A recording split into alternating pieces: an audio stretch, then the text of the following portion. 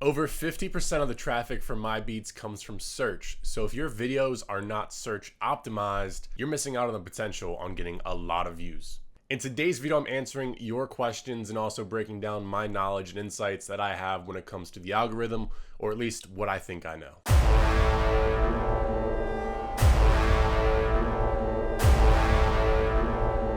Can you guys tell I had too much time to edit the video? It's gonna be a good one today, boys. Let's get into it. Before we talk about anything, let me show you guys that I know what I'm talking about. Here's some screenshots of videos that I have ranked on this channel and videos that I've also ranked on my Type Beat channel. It doesn't matter what kind of content you're making, the same principles always apply when it comes to YouTube SEO. This video is gonna break down a lot, but this isn't gonna be difficult to understand. I'm gonna walk you through the basics, then we're gonna go more advanced, more deep into stuff, because that's what I love talking about. SEO is not copy and paste tags from a bigger producer, because odds are that's not gonna work for your smaller channel. Just because someone's Drake type beat has 2 million views, it doesn't mean that when you copy and paste their tags and their title and you make it your own, it doesn't mean that you're even gonna get 1,000 views. All right, so first off, do I know everything? Hell no. But second, can this video help you? I 100% do believe this video will help you and bring some knowledge to the table. YouTube's algorithm is difficult and there's no answer when it comes to the algorithm. But what I can give you guys is actual data and insights on how to grow a bigger YouTube channel, because I have done it on 2 channels and I believe I know a thing or two that will help. So the first thing to obviously address is, what the hell is YouTube SEO? SEO stands for search engine optimization. Your title, descriptions, and tag play an important role of telling YouTube what your video is about, so they know where to place it and which audience to show it to. For a random example here, let's say you're making a video how to factory reset your iPhone and you want to, get the very basics of optimizing that video. You're probably going to title it how to factory reset your iPhone. In the tags, you're going to put how to factory reset your iPhone, and in your description, you're going to talk about how to factory reset your iPhone. Now, as much as I wish it was that cut and dry, it simply isn't. And of course, this doesn't mean that just because you optimize your video that you're going to start ranking for the actual keywords you're targeting. Before we get too deep into this, let's step back and address 2 major things when it comes to the platform of YouTube. Sometimes your video can just hit that YouTube lottery, baby. Just a random video you uploaded when you have a small channel, you have no real audience, your video isn't SEO optimized at all, it just takes off right to the moon. But odds are, if a video does take off when you're a smaller channel, this video is going to be one that's really sparking curiosity and it's very clicky. Here's 2 good examples of videos that have performed really well on extremely small channels. So the first one we have is putting Adele on a drill beat, over 500,000 views, and I believe this guy had like 1,000 subs like probably almost a month ago, so now he's at 5,000. And another one we have is like how Jay Dilla flipped the meaning of a sample and how Kanye West flipped the meaning of a sample as well. These videos have over like 40,000, one has like 16,000, and the guy has like 1,000 subs on his channel. So what I want you guys to understand is that the videos about how to factory reset your iPhone, those are the videos that really don't go viral. And also the second thing to look at is SEO doesn't really need to apply to every video you make when you already have an audience with a channel. When you're a smaller channel, you're way more dependent on people searching for videos and coming to you. But when you already have an audience, you can basically make a video to reach those people you already have, and you more so focus on titles and thumbnails to make it more clicky, so that way your audience wants to watch that video. A good example of this would be one of my recent videos of RIP type beats. 50% of that traffic comes from the home or recommended page, so it's not being searched, but I'm reaching my audience and they're clicking on it, and then it's getting recommended to other people in that audience as well. Basically, what I'm trying to conclude here is, how do you make type beats more clicky or more fun and more curiosity sparking? It's kind of a tough question to address. All right, so let's hop really back into the basics real quick, because this is also important to understand before anything. On YouTube, there's 2 ways you find a video. You're either gonna search for it, or you're gonna find it in your home or recommended page or your sub box. But the odds are, though, that unless you're coming to YouTube to search for a specific reason, you can find a video on that homepage that you want to watch. And it's really important to understand how the homepage works in relations to making type beats. So let's look at mine real quick. The red squares around the videos right now mean that these are creators that I have watched, and the green squares around the videos means that these are creators that I have never seen. So it shouldn't be too shocking that YouTube is pushing people we've already seen to see if we're going to click into more of their content, and if we like their content, we're going to keep coming back for more of it. And they're going to push new creators that we have never seen, because that's how channels grow, right? They need to reach a new amount of people every day to build up a new audience and keep on building up their current audience. But let's take a quick look at this video on my homepage. Maybe you guys have even seen it too, or at least seen it pop up. I'm pretty sure it's about NFTs and that whole like mess of like selling things on on the blockchain, or I don't understand it, right? I don't understand it, but that's what it's about. This guy sold like a JPEG image for like $3+ million. Just being simple and to the point, this video sparks a lot of curiosity and makes us want to click. This is a great example of content that doesn't need to be so focused on SEO. It's way more focused on being clicky. But now why am I telling you guys this is because this is your direct competition of YouTube when you post type beats. Look at this, right? My J. Cole type beat beside a Ross Creations video. Ross Creations makes great content, and I'll be honest with you guys, my type beat doesn't stand a chance against the actual video content. So what I'm trying to explain to you guys right now is that our type beats aren't really the content that circulates and goes viral on the homepage. Our type beats kill it in search, but if you're not showing up when somebody searches for that type beat, then how, you never get heard. So we got to address that. So here's the data for the last 90 days on my beat selling channel. 60,000 views and around 44% of people coming directly finding my videos through YouTube search. So odds are you as a producer making type beats as well with the exact same similar content, even though it might not be the same style of beats, it's the same kind of idea of the content, right? We need to double down on search now because a lot of our traffic, almost half our traffic, is coming directly from people searching for it. So now let's dive into the whole search aspect. From what we know and what we can easily conclude, artists go to YouTube and they type in X name type beat. But once more, let's go back in time to YouTube and understand what search is. Whenever a user is searching for something on YouTube, they want a specific answer to what they're searching. It might not always be a question, but they want to find the answer for what they're looking for. If you YouTube search FL Studio 20 reviews, you want to find a video about FL Studio 20 reviews. If an artist wants a Drake type beat, they're going to search in Drake type beat. But the only issue in my eyes when it comes to answering the search of an artist is what makes something or doesn't make something a Drake type beat. Here's a quick demonstration of how I see this. You are a loser. Loser, loser, loser. I told you guys I had too much time to edit all this stuff. So anyways, YouTube is a great way for producers to build traffic to their website, to start getting views and start getting their beats heard. A lot of artists are familiar with searching for type beats. Even free type beat, according to TubeBuddy, has over 30,000 monthly searches. So now remember, right? It's as simple as our beats need to match the search of the artist. It's just that simple and that easy of a concept. This is why when we make type beats, we put the artist name, the style, the genre, and the title, because we want to answer that search for the artist. So now here's all the issues producers usually face when trying to figure out the style or the vibe of their beat. How do I know it's a Drake type beat? Can I make it a smooth Drake type beat? What if I made it an underwater type beat?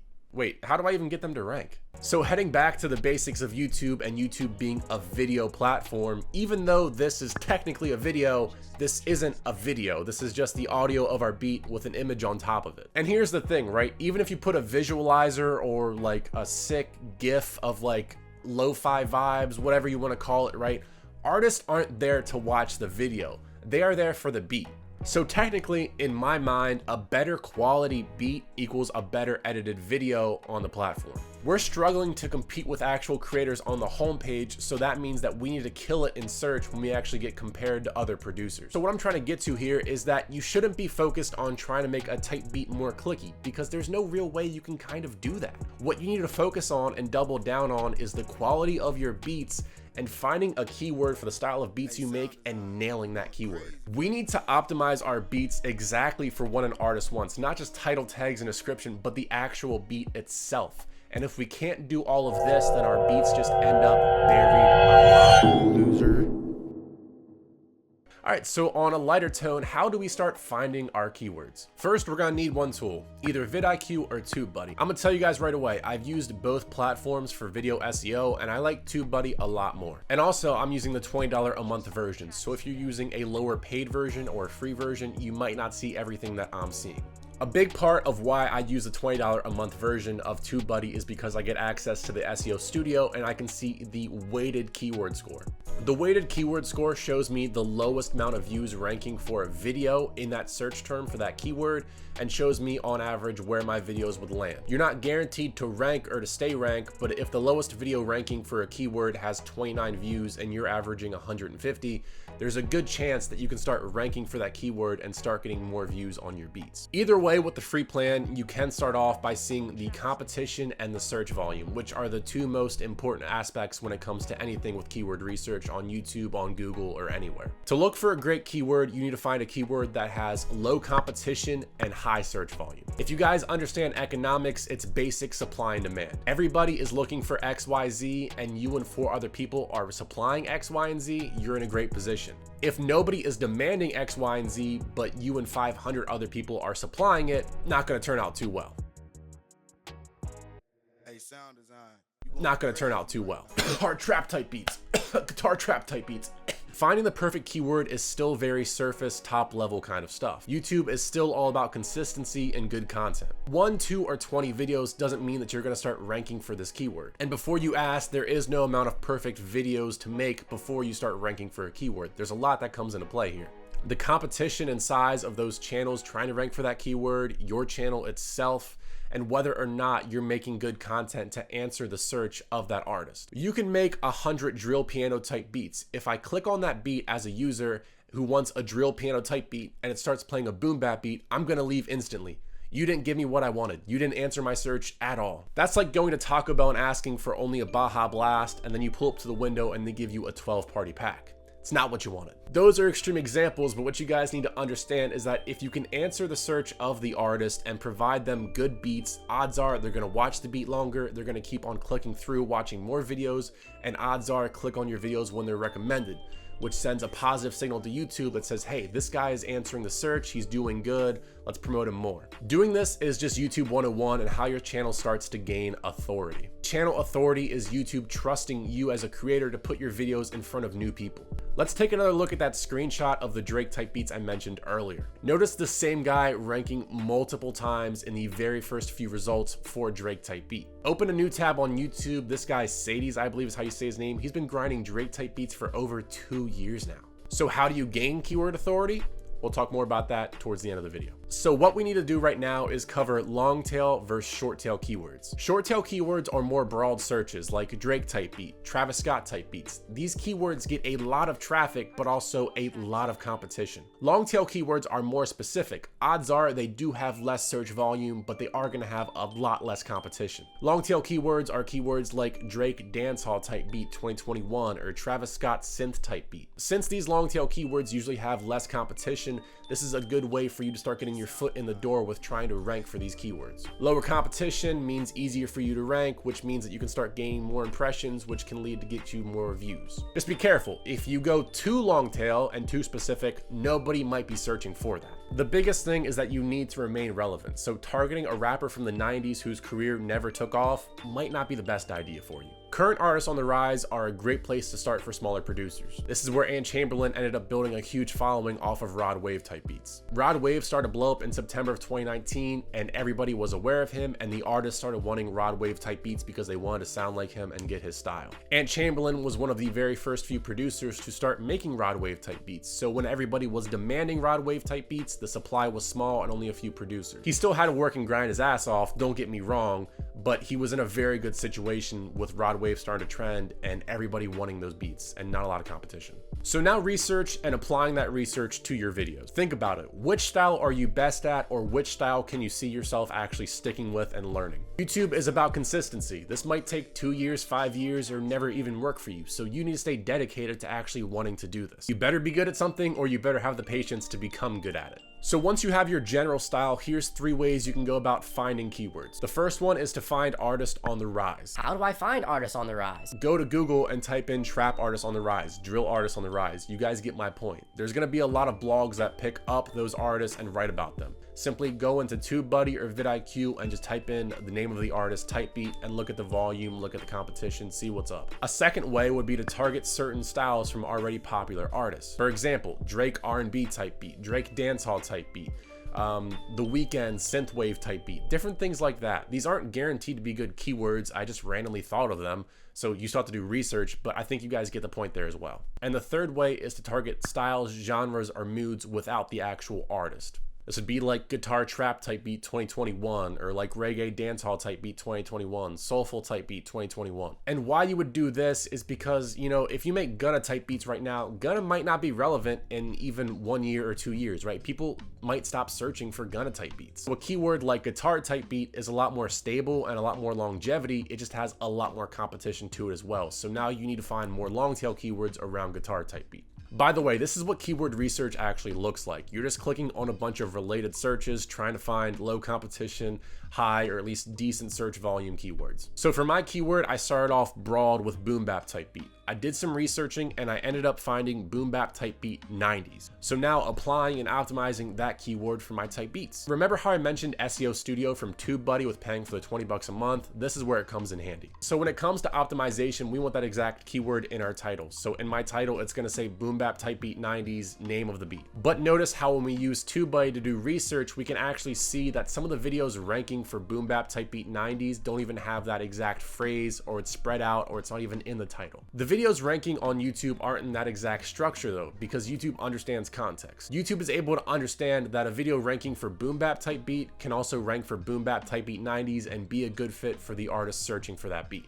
This is why videos that don't have tags end up ranking, because YouTube understands the context of the video. So for the structure, I'm gonna do boom bap type beat 90s, name of the beat, and then free logic type beat. Why am I adding free logic type beat to the end of the title? Well, I've built my channel around logic type beats and I've gained some authority with logic type beats. Even looking at my YouTube analytics, I do get views from searches for logic boom bap type beat. So it's a pretty good indicator that combining logic and boom bap is still relevant to what the artists are searching for. So now I'm gonna write a simple description of my video using 1 or 2 sentences about my focus keyword. It's a little weird when it comes to type beat because it's like, yo, I made this boom bap type beat and I knew it was a boom bap type beat.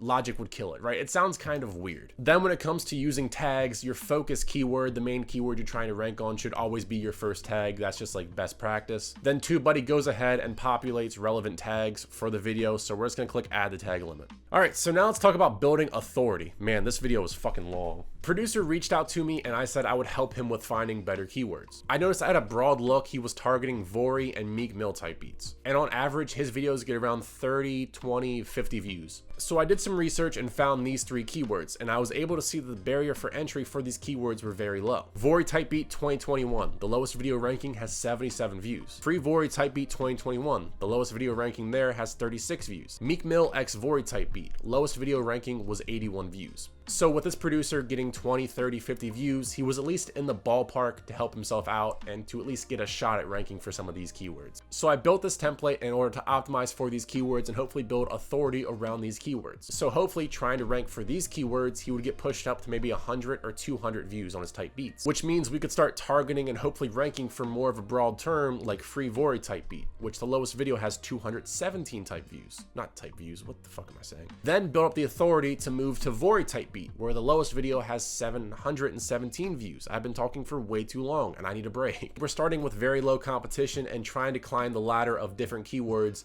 of long tail keywords, until we can start focusing on these more broad short tail keywords. After doing all of this though, he told me he wanted to focus on more R&B type beats, so I had to do it a little different. But the concept still applies, right? You guys can do this yourself. My usual videos go for like 23 minutes on recording. I've been recording for 52 minutes for this whole video. So I think the Q&A is gonna take part maybe in a live stream or maybe in a different video. And if I do make it a live stream, I'll keep it posted for you guys. So peace out.